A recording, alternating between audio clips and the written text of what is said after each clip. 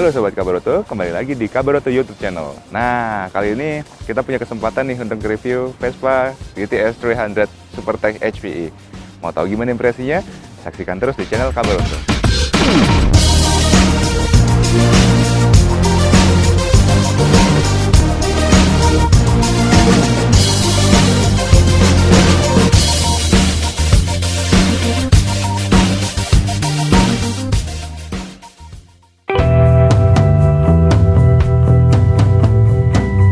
Jadi Vespa GTS 300 itu, GTS-nya sendiri itu punya asal-usul. Dulu ada Vespa klasik namanya GS, yang artinya Grand Sport. Nah, kalau sekarang GTS itu Grand Touring Sport.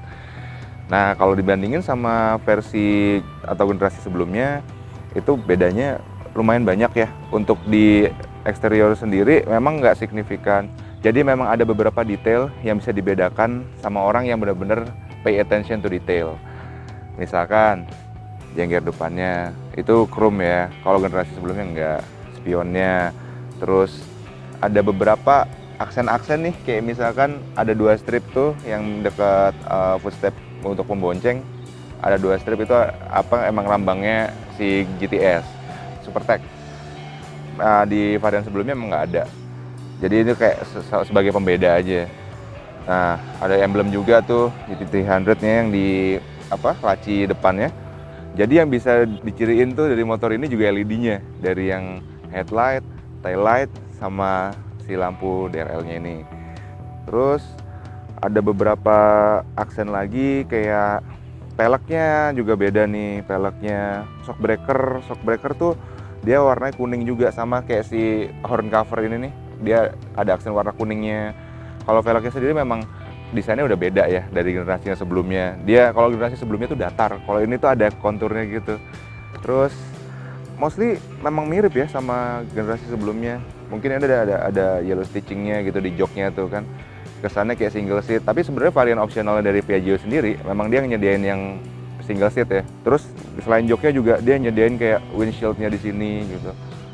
Kalau eksterior sendiri sih mungkin nggak banyak, cuman memang key featuresnya untuk membedakan GTS Supertech 300 HPE ini dari generasi sebelumnya itu ada di MID-nya sama mesinnya sendiri, jelas.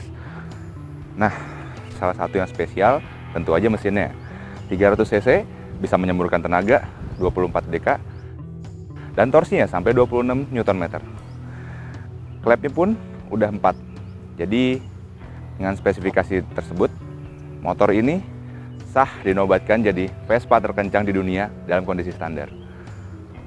Kemarin sempat dites dan hasilnya untuk mencapai 126 km per jam tuh nggak susah. Untuk konsumsi bahan bakarnya pun terbilang irit. Kenapa? Soalnya dia bisa nembusin angka 1:33. Tapi dengan catatan itu bukan di jam sibuk. Kalau kita tes di jam sibuk, turun 1. Jadi 1:32. Cukup irit kan? Nah, di kokpitnya ini simple ya, sama kayak Vespa-Vespa lainnya. Yang ngebedain ada 2 tombol. Di sini ada tombol untuk toggle-nya, ini atas bawah gitu. Dia ada setting, ada average speed, consumption gitu-gitu. Terus di kanannya nih ada ASR. ASR tuh kalau di Vespa tuh anti slip regulation, tapi sebenarnya itu traction control, sama aja sih. Emang bahasanya Piaggio sendiri kayaknya. Nah, terus pas kita nyalain nih cakep banget ya. Dia ada seremoni startup-nya gitu, ada tulisan Vespa-nya kayak illuminate gitu kan. Tuh, terus bisa ngelihat baterainya nih, average consumption, ada jamnya, ada catatan kita waktu kita nembusin top speed-nya. Yang agak ganjel sedikit sih, waktu itu check engine sempat nyala. Itu sayangnya di situ sih. Kita sempat kesulitan untuk dapetin top speed, sempat 123-an, itu 123 km per jam. Cuman pas dia cek engine nyala itu, kalau saya juga bukan pakarnya sih, cuman tanya sama expert itu kayak CVT-nya atau variatornya itu kayak entah belum diservis ya kayaknya. Terus kecepatan maksimumnya pun turun, jadinya 93, 96 gitu. Itu pun lama ya. Nggak secepat kayak kita dapetin yang saya bilang pertama, klaimnya itu 126-an km per jam. Terlepas dari itu, Fitur-fiturnya cukup oke, cukup komplit. Ada trip meter, ada average fuel consumption, ada sisa bahan bakar kita nih ketahuan juga di sini. Nah, kalau kita pencet toggle-nya agak lama di setting, ntar dia masuk sendiri ke menunya. Kita bisa ganti bahasa, konfigurasinya tuh kalau misalkan kita masuk ada bisa ganti jam, terus matrixnya ya, matrix itu kecepatan yang kita bisa pakai mile per hour atau kilometer per hour. Pairing configuration tuh akan kita jelaskan lebih lanjut. Nah, terus ada backlightnya nih, setting untuk automatic day and night. Jadi kalau misalkan dia bisa ganti layar sendiri, layar MID-nya sih TFT full color ini. Nah iya nih, TFT full color ini penting banget. Ini modern banget ya kalau udah motor udah pakai TFT full color tuh ya motor-motor kekinian lah gitu. Yang kelasnya udah premium pastinya. Ini bisa setting sendiri. Jadi kalau misalkan udah masuk ke malam, dia biar nggak silau gitu, dia bisa ngeredup sendiri. Dan backgroundnya ganti warnanya. Kita lanjut ke grafiknya, itu bisa ganti background layar MID-nya. Jadi ada pilihannya di Vespa tuh, ntar ada tulisan Vespa-nya. Kalau di smooth itu dia kayak gradasi gitulah sama grid ya. Itu cuman background aja sih, cuman pemanis aja. Nah, kalau misalkan untuk ASR-nya sendiri sih kita udah setting ya. Contohnya kayak gini nih.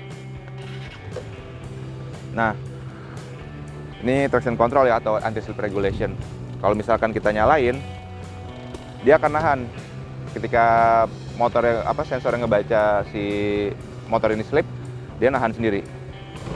Nah, sampai dia ngedapetin traksinya lagi. Itu biar kita nggak wheelie, kita nggak bannya nggak kehilangan traksi gitu. Terus kalau misalkan kita pencet off, si ASR-nya itu liar.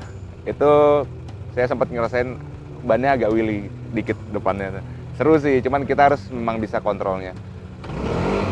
Nah, dia nggak ada yang nahan sama sekali. Jadi memang ngebiarin si ridernya untuk kendaliin si motornya sendiri. Satu lagi yang jadi fitur unggulan di Vespa ini adalah Maps yang ada di MID-nya ini. Langkah-langkahnya, caranya gampang banget sih sebenarnya. Jadi pertama tuh tinggal download aja. Untuk pengguna iOS tuh bisa di App Store. Kalau pengguna Android di Play Store. Ntar cari official app-nya Vespa. Bentuknya kayak gini ya. Tinggal daftarin aja Vespanya GTS ya. Kalau ini kan GTS Supertech 300 ada sendiri tuh ntar otomatis. Nah udah tuh tinggal habis konekin Bluetooth, tinggal kita pencet yang sini nih kanan bawah, koneksi dari aplikasi ke Vespanya sendiri. Udah cari Maps, navigator. Nah misalkan kita dari sini ya, Gading Serpong. Nah, ini kan bakal nandain sendiri posisi kita di sini. Sama sih kayak Maps biasanya. Misalkan dari Gading Serpong mau ke AIS BSD ya. Udah deh. Tuh ada calculating road-nya. Mirip sih kayak Maps, cuman emang sayangnya platformnya emang nggak se-update kayak Google Maps gitu ya kayak sekarang gitu. Cuman cukup ngebantu kok. Emang dia ada diarahin kanan kiri, lurus, putar balik, ada bundaran, ada apapun di situ dia dikasih tahu. Ada estimasi jaraknya, ada estimasi waktu sampainya. Ketika kita udah pencet, nah di Vespa-nya sendiri keluar nih. Kita juga bisa ngeliat dari HP, cuman kan udah nggak butuh lagi ya. Kan ngeganggu lah ya kalau misalkan kita tempel-tempel di motor gitu. Tinggal ngeliatin layar MID, keren banget kan. Kita bisa konsen sama jalan, kalau misalnya ngeliatin speedometer kita masih bisa pantau konsumsi bahan bakar, kita masih bisa ngelihat kecepatan kita. Itu ada jarak estimasi waktu sampainya kapan, jaraknya berapa. Cukup membantu lah ya. Ini ada bisa dikasih tahu juga bundaran, ada putar balik, belok kanan, belok kiri, komplit deh pokoknya. Untuk kompartemen di belakangnya si radiator ini ada glove box ya, semacam glove box gitu. Kita bisa pencet dan dia akan ngebuka sendiri. Di dalamnya tuh ada sekring, terus ada buat charging HP.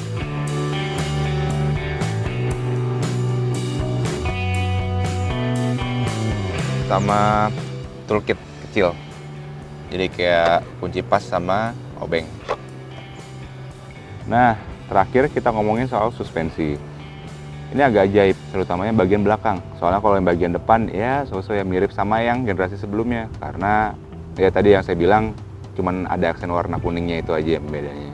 Kalau yang belakang tuh dia kalau lewatin permukaan tertentu kayak misalkan wobbling gitu ya jalanannya tuh agak-agak bergelombang. Itu lembut banget suspensinya, lembut banget. Beda sama generasi sebelumnya. Dia lebih smooth gitu. Tapi ya memang rata-rata Matic ya. Matic tuh memang nggak bisa selembut kayak motor-motor dengan konstruksi frame yang non-Matic gitu. Dia tuh karakternya memang kalau ketemu jalan lubang gitu, dok gitu, kerasa pasti, keras gitu. Cuman ya pembedanya tuh ketika jalan wobbling gitu, bergelombang, emang dia smooth. Kalau masalah karakteristik suspensi Matic itu mau yang kelas 2,5 gitu, emang mirip gitu, memang keras gitu. Kerennya lagi tuh cakramnya, depan belakang 220 mili diameternya, itu sama. Jadi cukup banget ya untuk memberhentikan laju motor 300 cc dengan tenaga 24 dk ini. Nggak butuh effort lebih gitu. Jadi ya motornya kenceng, tapi daya pengeremannya juga bagus. Terus kelebihannya tuh dia udah dual channel ABS. Jadi depan belakang udah ABS. Keren ya.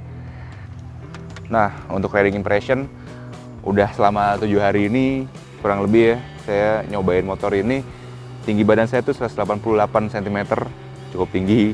Tapi Vespa ini bisa mengakomodir kebutuhan sehari-hari. Saya udah nyoba kurang lebih 130-an kilometer. Tuh nggak ada rasa pegel sama sekali di pinggul, di tangan, di punggung. Nggak ada. Pokoknya ini motor emang cocok banget. Apalagi di bawah touring ya. Ini kayak enak banget nih. Cuman yang sedikit ganggu itu ya pasti ada pro kontra ya.